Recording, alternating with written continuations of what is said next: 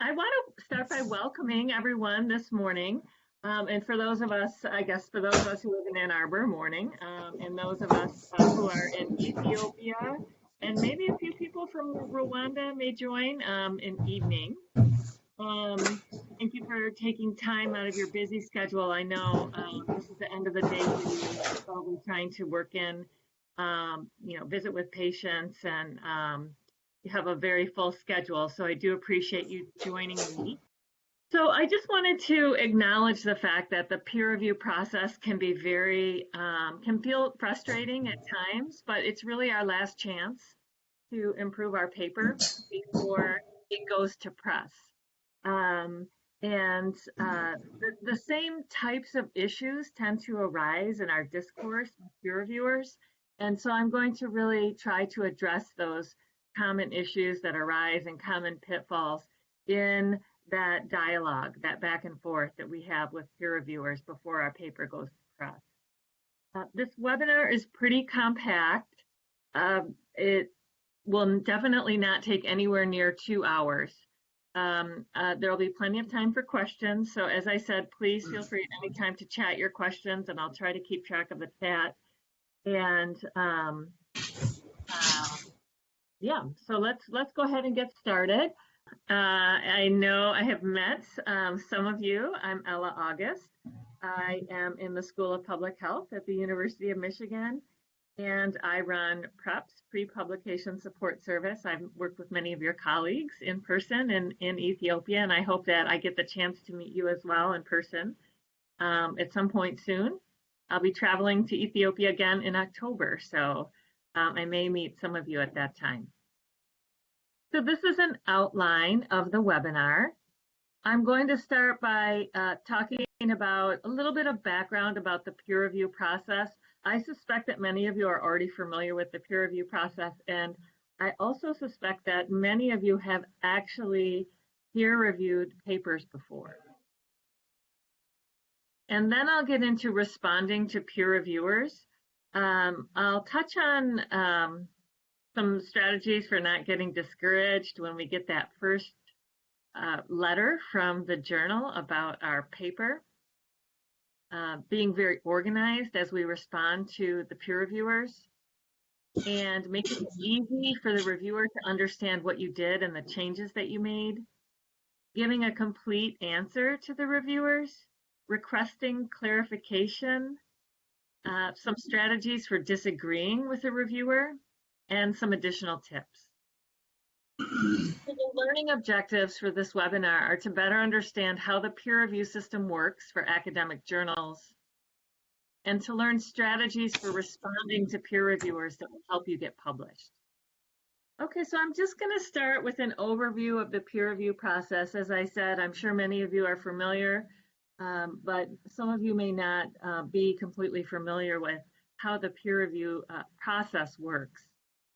So after an editor receives your paper, it can either be rejected without review, so that's referred to as a desk rejection, in which case you'll need to revise your manuscript and submit it to a different journal.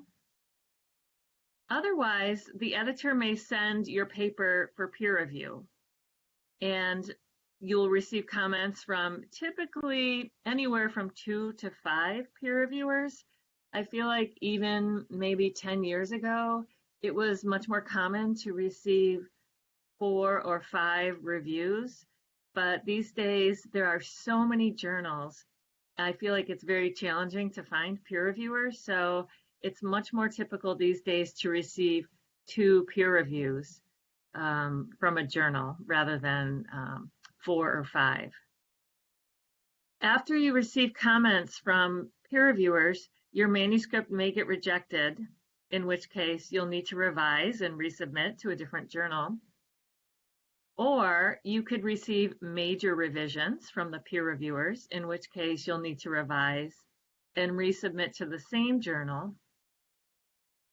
You could go back and forth with the reviewers multiple times, with them giving you more changes and you making revisions, and that is very typical. I think that happens to all of us as we work to get our papers into shape so that they're suitable for publication. In some cases, you will receive just minor comments, in which case you still need to revise and resubmit to the same journal. It may take a few tries going back and forth with the journal peer reviewers, even in the case where there are minor revisions suggested, to clear up the final issues that need to be resolved before the paper is suitable for publication. In some cases, now this has never happened to me, but I've heard that it has happened to some of my colleagues, that your paper may be accepted without revisions. So I hope that happens to you in the future, in which case you're published. So the point here is that regardless of the sort of the trajectory of your paper, most of the time it really involves making revisions and working with the reviewers, going back and forth and trying to clearly communicate and respond to these reviewers' comments so that your paper may move forward. Typically, and this is starting to change as well, but I would say typically the reviewer is blinded, meaning that authors do not know who the reviewer is. Some of the open journals, for example, BMJ Open, has what they call open peer review. And so not only are the reviewers' names on the review, but they're actually published on their website. And so this has changed the dynamic a little bit between reviewer and author. I suspect that all of us at some point in time have had a somewhat nasty comment from a reviewer, and having to put your name on a review, I think, can change that that dynamic. And people are really held more accountable, I think, for their reviews if they're published publicly. So it's interesting to watch the changes as they happen and the conventions around peer reviewing. Sometimes the authors are blinded. The American Journal of Public Health, I believe, still authors. So in other words, the reviewer does not know the names of the authors when they're reviewing the paper. And this is intended to produce a fairer review. And so sometimes if you're asked to submit two versions of a manuscript with your name on it and one that's blinded, that's why, is so that the reviewers will be able to review your paper without knowing who the author is. So in those cases where you were rejected without review, and I think this has probably happened to all of us, often it's a mismatch between the article and the journal's scope. And so this really is something that can be avoided by carefully and thoughtfully choosing a journal that's appropriate for the topic of your paper. And I have done some trainings around strategies for choosing a target journal, and those strategies can help you avoid this time and energy that went into submitting your paper to a journal that's really not appropriate in terms of scope. Or you may need to go to a less prestigious journal. I think depending on your timeline, if you have a little bit more time, you can start with a higher tier journal, a journal with, say, a higher impact factor, and then if you get rejected, kind of keep going down to lower tier journals. And that's a typical kind of trajectory, I think, to aim high and recognize that it's very competitive to get published in those higher tier journals, but give it a shot. And if you get turned down, then you can always revise your paper and send it to a slightly less prestigious journal. So this is the sort of the heart of this webinar, is when you're getting comments from a reviewer. And so this first scenario is actually when you get rejected, but you do still get a review from your peer reviewers.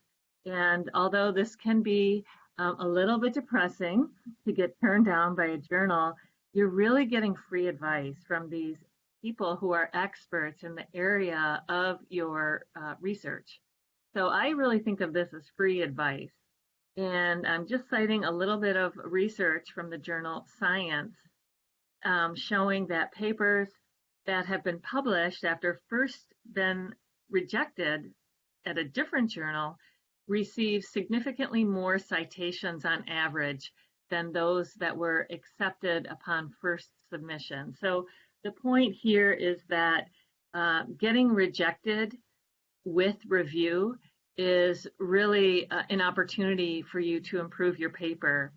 And of course, you'll end up submitting it someplace else. But it really, even if you get a few oddball comments that aren't helpful, chances are you're getting some very helpful comments as well.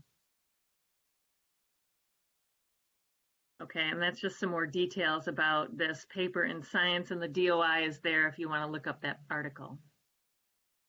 So now let's get into responding to peer reviewers.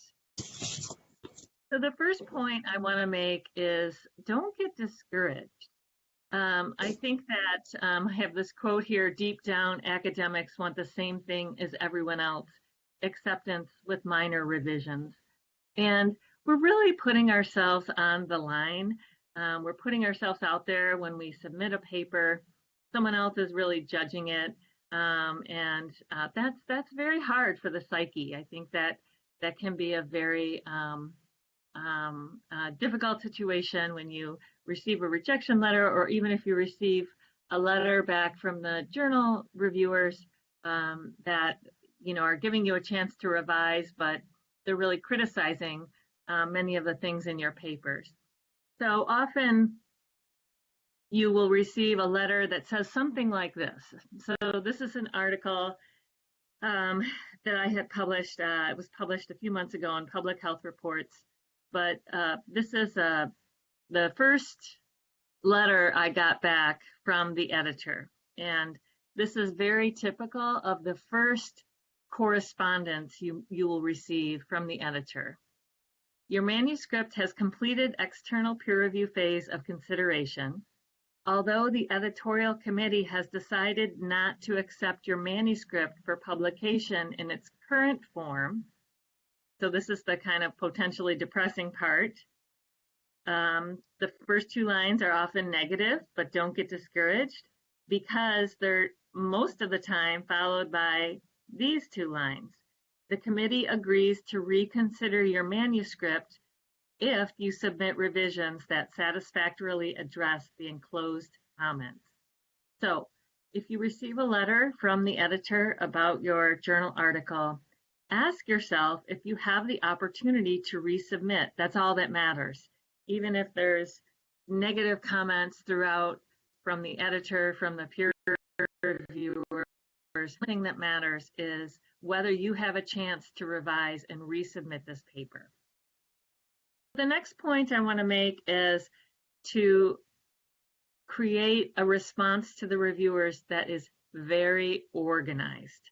And making your response to reviewers organized makes it as easy as possible for the reviewers to understand that you are being very responsive, and also to understand exactly what changes you made in your paper in response to their comments. So, the top of this example here is the same paper that you saw the example letter in the previous slide for Public Health Reports. And so the top of this response from me back to the reviewers is just thanking the reviewers and the editor for reviewing the paper and asking them to accept the revised manuscript. The first thing to notice is that below that summary statement on the top is the response to the first reviewer. And so typically what I do when I'm crafting a response to reviewers is I put my comments in a different color. so they're very easy to identify. Typically, I'll put my responses in blue or purple. And I point this out to the reviewers right at the very beginning. Thank you for your comments. Our responses are below in blue. Please note that the line numbers we refer to are on the clean copy. So I'm helping the reviewers to orient themselves to the response that I'm crafting so that it will be very easy for them to follow my responses. And typically the way I suggest organizing your responses to the reviewers is first paste the original comment from the reviewer. So you can see number one, this reviewer is saying that the wording could be more precise. That's the reviewer one's original comment. And then my response is below in blue to that comment. Another thing to note is that you should really be very clear about where the change has been made. So it's easy for the reviewers to find in the manuscript where you made that change. Line numbers are an excellent way to organize this so that the reviewer will easily be able to identify the area. The second piece of advice I have is to give a complete answer, and I'll show you an example of what I mean in this following slide here. So this is an example from a colleague's response to reviewers that they were kind enough to share with me to use as an example. So reviewer number one in this example says that throughout the manuscript, please replace methylation with DNA methylation throughout to be more precise.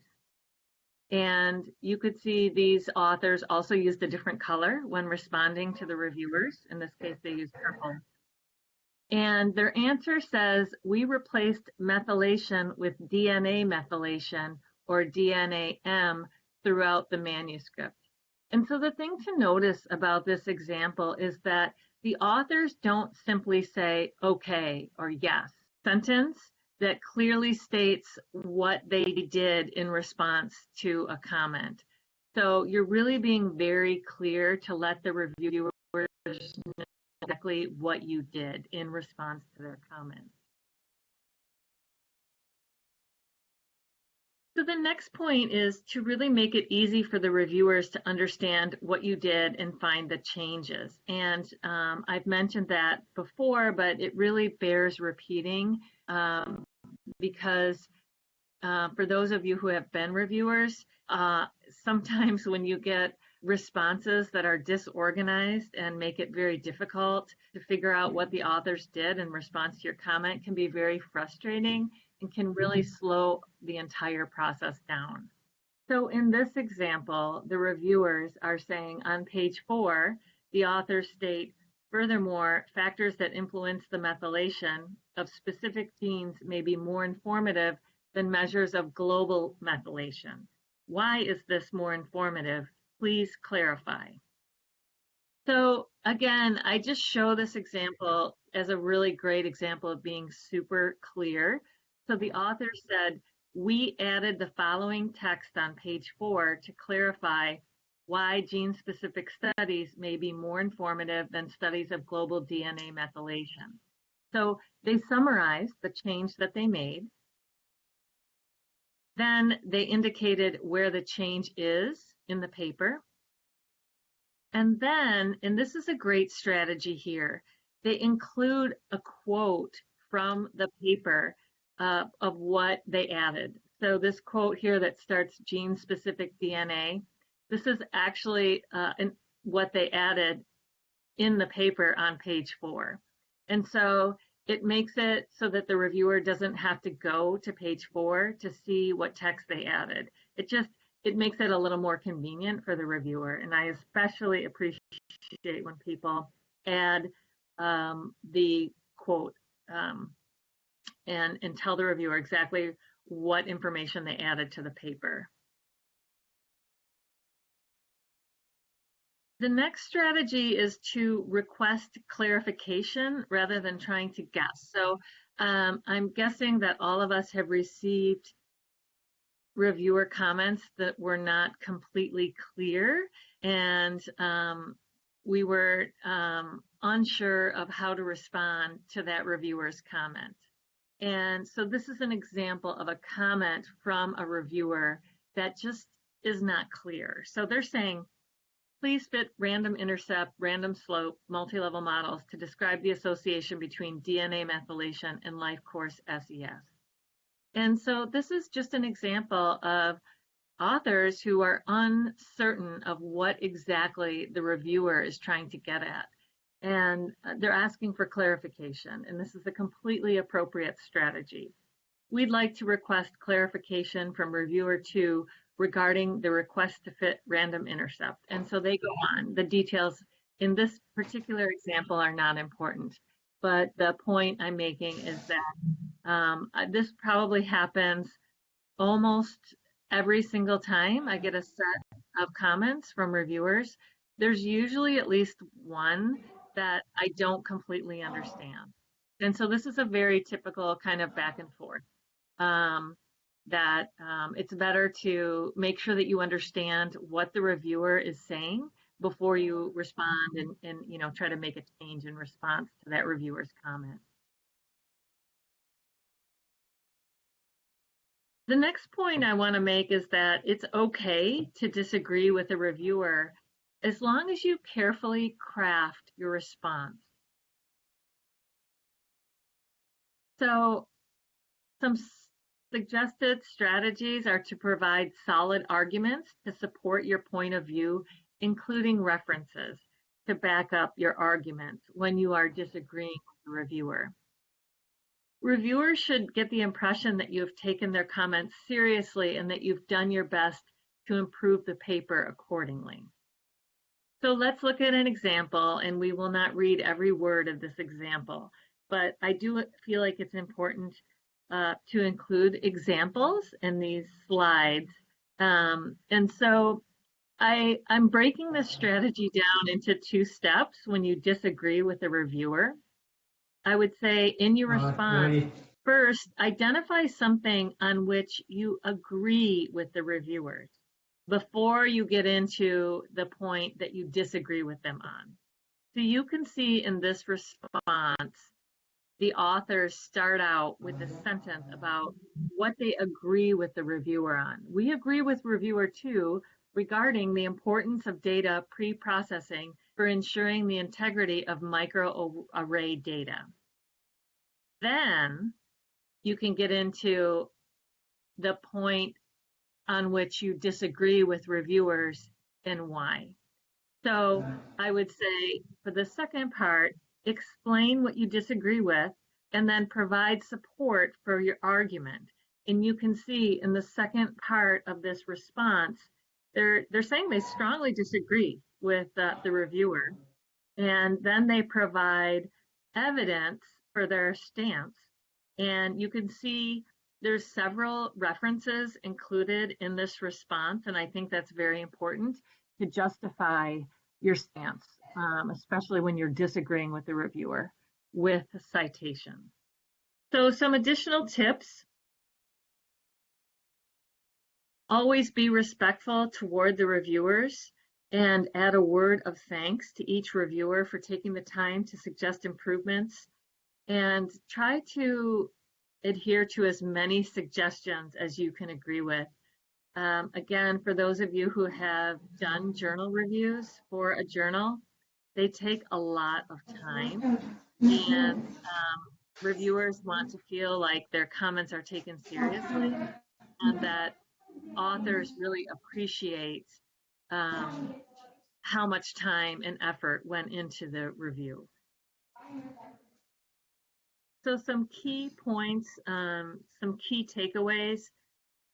Crafting response to reviewers takes time, but it's worth the effort and time because it can help move your paper forward to publication.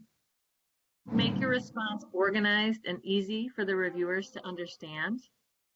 Request clarification where necessary. And it's okay to disagree with the reviewers. Just be sure to be tactful. And that is the end of my formal presentation. I would be happy to send an example, a couple of complete examples of responses to reviewers for anyone who is interested. I have several on hand. It's always nice to see examples when you are writing something. Okay. Well, thank you very much, and it was a pleasure seeing you all, and thank you for joining me, and we'll see you next time. Thank you. Thank you so much Okay. for your time. Bye-bye. Thank you. Bye.